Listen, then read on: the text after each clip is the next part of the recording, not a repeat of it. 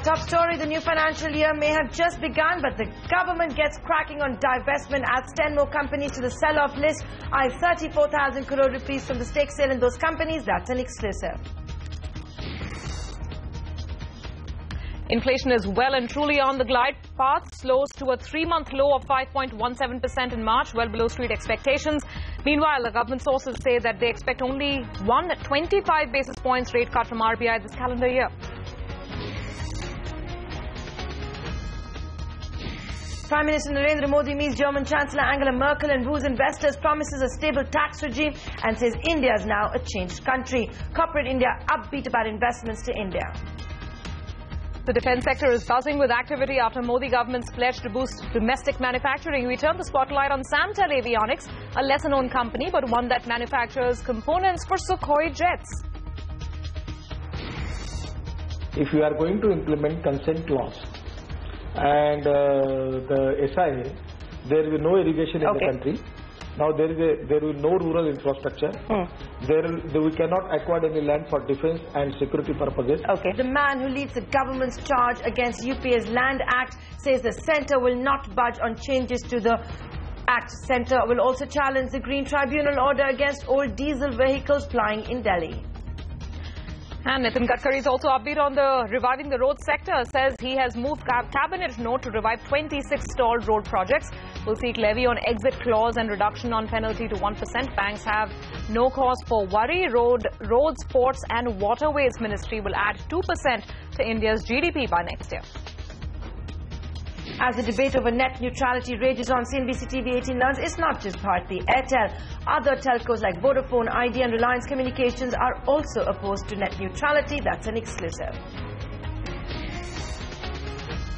We need to invest in the Middle East oil production today. IEA chief economist Fatih Birol says lower crude prices and tensions in Middle East have prompted a 20% cut in investments. Also says India needs $100 billion of investment every year in the energy sector. It notifies new rules to appoint judges and scraps the collegium system. This even as the Supreme Court is still hearing the case over the new method.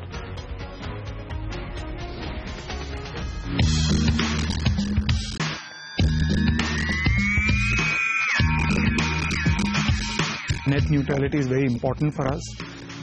It's important for a host of reasons. I think it's important from our point of view of innovation. It encourages app developers and OTT entrepreneurs. I've asked them to give me a report by the second week of May after the widest consultation possible.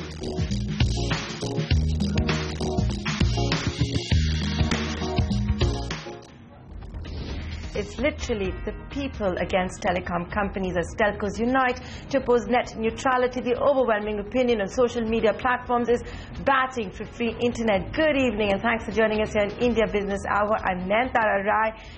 Surbhi, have you signed that petition or given in your comments as yet? Well, I'm just going to let my own position on this remain confidential. But I think we know which way public opinion is veering. Just one look at that hashtag net neutrality on Twitter and we know basically which way this debate is going. Which way the government heads, I think we'll have to wait a couple of weeks. The consultation, the result of the consultation, and of course that special note should be out by the middle of May. Net neutrality definitely one of our top stories tonight. But also let's start with the markets. A strong start to the trading week on the Dalal Street. The bulls were a bit sluggish in early trade, but as the day wore on, they took complete control. The Sensex has reconquered the 29,000 mark after gaining over 160 points. The Nifty also surged past the 8,800 level, gaining over 0.5%. Blue chips led the way in trade today as mid-caps underperformed marginally. Right, and here's a CNBC TV 18 exclusive. Lots of stocks buzzing in trades on the back of this story. The government has drawn up an ambitious 34,000 crore rupee divestment pipeline for this fiscal. That's because 10 relatively smaller companies have been added to the divestment list. And these additions should make up for the delays in big-ticket divestments like Coal India and ONGC from last fiscal. Sapna Das now joining us with the exclusive details.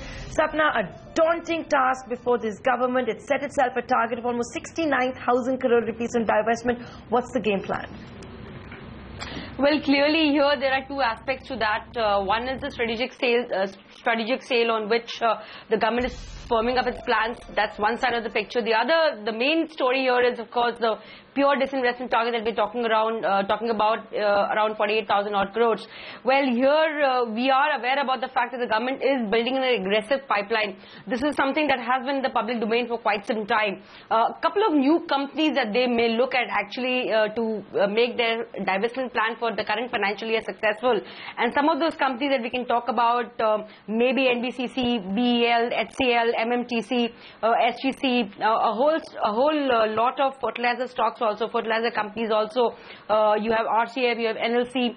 You also have big steel companies like NTPC, or rather you have big stocks like NTPC also to talk about.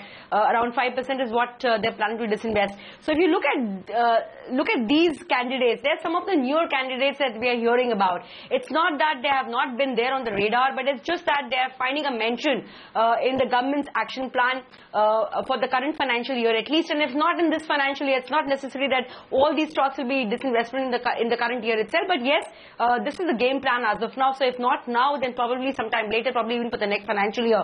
And in terms of the existing calendar, the big ones that we are already aware about, IOC, a 10% stake sale, well, they could garner anywhere between 8,500 to 9,000 crores over there. The timing, of course, is something that the government has to decide. You also have EIL 10%, you have NMDC 10%. We are already aware about that. Around 6,000 crores is what they plan to garner. 5% in BHEL. So it's a very robust pipeline that we're looking at. And mind you, this pipeline is not it. This is getting expanded almost on a weekly basis, so to say.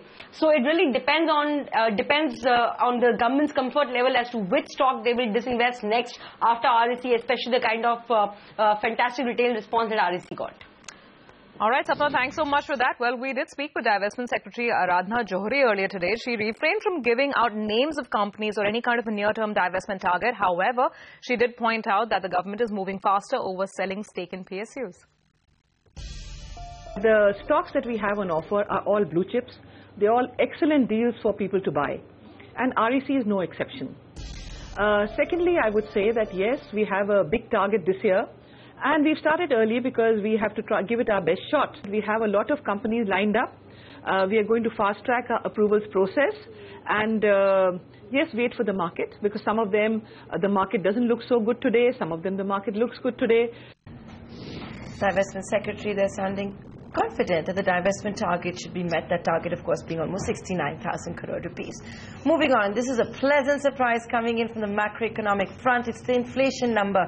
Consumer price index for March has slowed down to 5.17%, and that's the lowest level we've seen in 3 months.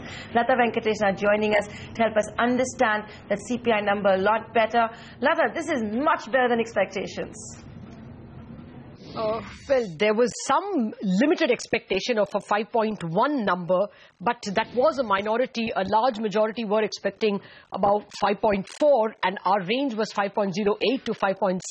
But our own poll threw up a number of 5.36. So this is a good 20 basis points lower than what the street was expecting. This is clearly a very good number. What's even more important is that along the entire range of food items are indicating an index number in March lower than that in February. So whether you take cereals or vegetables, all important contributors and weighty items in the food basket, they're all either stable or lower than what they were in February. It is just a marginal increase in fruit. Otherwise, you're seeing a consistent performance of March prices being lower than February. This is important because one was expecting the brunt of the unseasonal rain impact to fall in March, because the rain disruption had happened in February. The weather disruption had happened in February. But what we notice is that March is shows remarkable absence of any such impact. Further down, even the non-food items like housing and clothing and footwear are also showing a decent amount of continued disinflation. Clothing, for instance, clothing and footwear have come in at 6.27% compared to 6.38% in February. Likewise, housing has come in at 4.7% compared to 4.98% in February. So these items which fall because the general inflation expectations have fallen are indicating that the disinflation process is continuing. Of course, the best indication is the core inflation itself. Removing food and fuel, the core inflation has come in at 4.1, similar to the level that we saw in February. If you took the RBI's trajectory, which is available in the macroeconomic report that was released along with the credit policy, it looks like the March inflation has slightly undershot the RBI's trajectory as well. If this continues in April, and indications are that the first 10 days or the first 12 days of April are indicating that the seasonal uptick in prices in summer is not as bad as it has been in previous summers, then the space definitely opens up for more rate cuts. A very good number. Not entirely unexpected. We were at 5.3. This is 10 basis points below that. And I think it's a good number for two reasons. Remember, this is the month in which petrol and diesel prices were marked up between 5 and 6% at the end of February. So that's already embedded in this number. And you had the upside risk to food because of the unseasonal rains, which shows up a little bit in vegetable prices. Because in the high-frequency data, vegetable prices actually fell by 6%. But the fact that they've been stable here suggests that upside risk did manifest itself. So keeping in mind both these unfavorable factors, the fact that you have a 5.2 will give a lot of comfort to the central bank. The inflation print was lower than what we and the market was expecting, which is a good sign. If you look at the food index, then typically in December, last year the food index declined by about 5 big figures. This year it has hardly declined by more than 3 big figures. Is the lesser decline in prices already showing some impact of the unseasonal rain? I think that's the open question for which we still don't have an answer. Certainly, I think these numbers are suggesting few things. One, the inflation range is now probably coming under control. In earlier days, I think when we never used to find that kind of a comfort, I think we are finding a good comfort with the range of inflation in which the data are coming out, which means that in going forward, if this range sustains between 5-5.5%, according to me, I think the market will remain pretty comfortable with that part of it. There you go, 3 influential voices on what they expect from the Reserve Bank of India. And almost 5 to 6 hours before that CPI data of 5.17% had come out, CNBC TV 18 had exclusively reported, citing a senior government source, that this year in 2015 expect another 25 basis rate cut. Nothing more, nothing less. Sources had pointed out that the Reserve Bank of India and North Block were very much on the same page when it came to the monetary policy, and that the next rate cut of 25 basis points was expected sometime around July or August. Of course, all of this before the CPI data came out. It'll be interesting to see that if you see the inflation data carry on coming downwards and surprising the street, will the governor go ahead and have a rate cut of 25 basis points before July, and maybe even follow that up later on with another one towards the end of the calendar year? As far as the economy goes, what we're also understanding from North Block is an insight that we have is that after that 5% IIP data for the month of February, the government is indeed hopeful it will increase to 7% once mining has been factored in. Remember, mining had pretty much come to a standstill. It has a very high weightage of almost 14% when we talk about the headline IIP number. So you look at that, and you look at the banks transmitting the lower interest rates, expectations being almost 2% in 2 years, it looks like the economy is on the right track. Survey. All right, Nayanthara. Well, on that note, let's move on. Higher interest rates are the single biggest impediment to investment. Now, that's not a word coming in from Arun Jaitley, but his predecessor, P. Chidambaram, who believes so. In an exclusive interview with CNBC, the former finance minister also added that the RBI is right in being cautious over rate cuts. He also cautioned the government against targeting growth of over 8%, saying it could be inflationary for the economy. I don't think he's on an easing cycle, but he wishes to get onto that cycle. But he's waiting for more data. I think he's right. I think we need to see how the monsoon turns out. It's very critical. The monsoon that should break out in end May, early June is very critical. We need to see how the kharif crop turns out. But I think going forward, he's obliged to ease the interest rates. Interest rates have to move down. Because that is a single biggest factor that is inhibiting investment. 7.5 is achievable. It could be a few basis points above 7.5, closer to 8. But I can't see how it can be more than 8. In fact, I would caution them not to attempt anything more than 8, because then that becomes a bit inflationary. Well, moving on to the hot story this evening, the launch of Airtel Zero, which proposes to give preferential treatment to select websites, has kicked up a storm over net neutrality. Telecom regulator TRAI has received over 1 lakh emails today over the issue through the website Save the Internet. The emails have been sent in response to the regulator's call for public consultation. Telecom Minister Ravi Shankar Prasad has said that the Committee on Net Neutrality will be submitting its report by the second week of May. The minister went on to say that the government should not be discriminatory on internet availability. The TRAI is undertaking a consultation on the whole issue of net neutrality. TRAI being an advisory body, their advice is certainly entitled to our respect, which I am awaiting. Way back in January itself, I have also constituted a committee headed by senior officers of the government in the telecom ministry to also give me a report on the whole gamut of net neutrality objective, its benefits, advantages and limitations, including the regulatory and technical issues. And that committee's report expected by the 9th of May. Now, one thing is clear, there seems to be a convergence of opinion across the political spectrum. Congress leader and former Minister of State for Telecommunications, Milind Deora, has also batted for net neutrality. He said Airtel Zero would eventually shut out smaller internet startups. Here's more from him. Net neutrality is very important for us. It's important for a host of reasons. I think it's important from our point of view of innovation. It encourages app developers and OTT entrepreneurs, which otherwise would never have a say and receive funds and be able to, build out a business. Secondly, it's obviously very important for the consumer. It does away with paid prioritization, for instance. And I think in the long run, it's also good for the telco. I think the biggest misconception, unfortunately, comes from the telcos who tend to see it as potentially eating into their short-term revenues. Well, it's not just Bharti Airtel. CNBC TV18 learns that other telecom companies are also opposed to the concept of net neutrality. Sources say the telecom giants like Vodafone, Idea and Reliance Communication have responded to the regulator TRAI's consultation paper. Kritika Saxena now joins in with exclusive details. Telecom companies completely united trying to stop the concept of net neutrality, Kritika?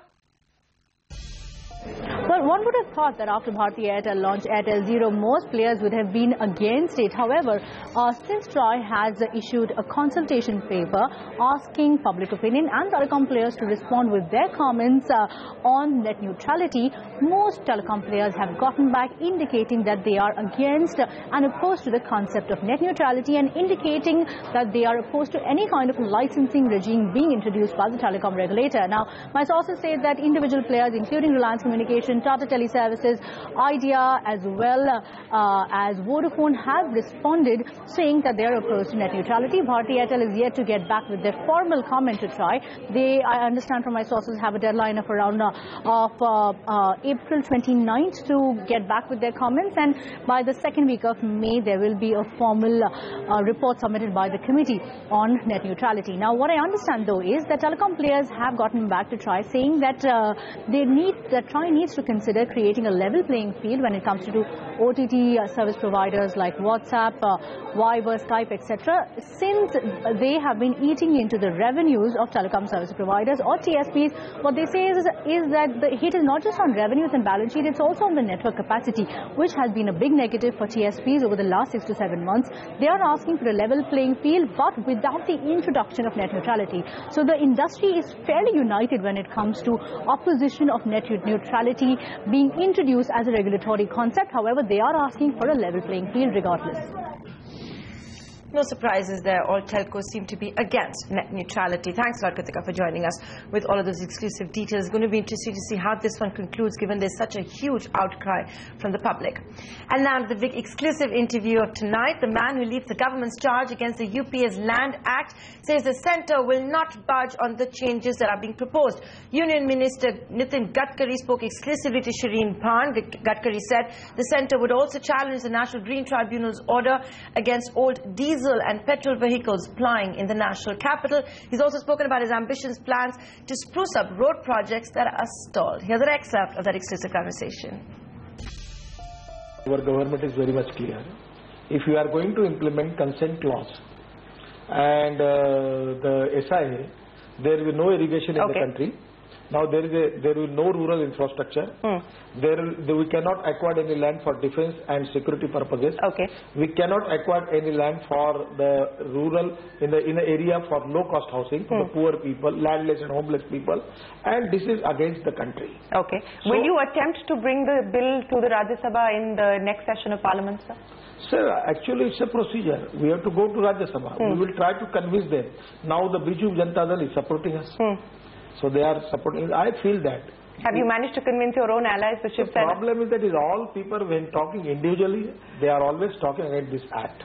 When they are sitting in the parliament, they are taking position to oppose this act. Question, sir, which also relates to the courts in a sense, and that is the order of the NGT, the National Green Tribunal, to ban vehicles, diesel vehicles over 10 years and petrol vehicles over 15 years from plying in the NCR region. Are you going to appeal that? Because I understand that truckers have now threatened to go on an indefinite strike against that order. And of course, the order has now been stayed for 2 weeks. The NGT has given the government time to respond. Frankly speaking, we welcome this order because pollution is a big problem. Swachh Bharat, Pradushan Mukta Bharat is our mission.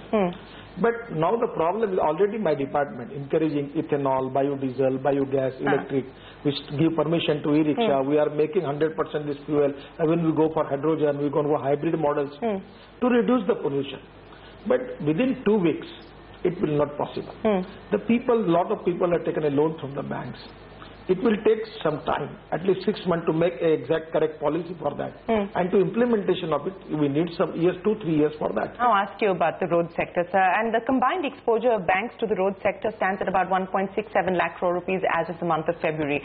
A couple of weeks ago, when I had a conversation with the finance minister, he said that in order to revive stalled road projects, the government is looking at providing some sort of a lifeline. Can you update us on what the current situation is? What is going to be this lifeline? And should the banking sector be worried because of the exposure to the road sector at this point in time? How are you going to alleviate the pain? Actually, when I taken a charge as a minister, our road construction was 2 kilometers per day. At the end of the March, it was 12 kilometers per day. And at the end of May, probably approximately it will go to 14 kilometers per day. At the end of May, 14 kilometers a day. 1 year when we complete our government, it will be 14 kilometers per day. When I taken a charge as a minister, there was the project of 3,80,000 crores approximately was stuck up. We have decided to take the decision. The project was stuck up because of land acquisition problem. Project was stuck up because environment forest problem, railway overbridges problem, somewhere litigation was there. So we have taken a decision. The online system started by railway, because of that 78 ROB projects already have been cleared by the railway. The environment and forest ministry, more than 70 to 80 projects they are also cleared. Now 44 projects, the contractor concession is not ready to work. They say it's practically impossible because 3 years, 2 years delay is there, cost is increased. So we make a golden shake hand and we terminated 44 projects. Then 84, 86 projects, we have find out the way out. We have given them a clearance and the projects are running now. They are moving fast. Out of 26 projects, there is a problem that we cannot find some solution because of our limitation. So we approached to the cabinet. 3 suggestions we have already given to the cabinet. Now we have already meeting with the finance minister and this cabinet note is pending with the cabinet. After the clearance of this note, at the end of the April, suppose the note is clear, at the end of the April, there will be no single problem in our... What is going to be the solution, sir? What is it that you proposed to the ministry, to the finance ministry and the cabinet in terms of the solution to revive these stalled 24 Actually, projects? There are 3 proposals. One is, suppose a company have got 5 projects and 1 project is completed. In present law, they cannot sell their project. If they can sell their 1 project, they can complete the... So you're making the exit clause easier. So that is where to get the permission. Second problem, we have to somewhere there is a problem for land acquisition, environment, other problem, which is a government problem, state or central. In that case, there is a 5% penalty there.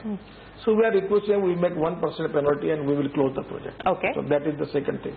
And third thing is there are some small decisions where our department needs to authorize to take the decision in NHI board or to the ministry. So by which I feel that we can solve our 100% problems. And these 26 projects, if the cabinet note is to be cleared, there will be no problem up to the end of April, or in any interview when I will give in May first week. All stalled projects will be done. Every problem is solved, 100% problem solved. And now I request to the bankers, don't bother. Okay.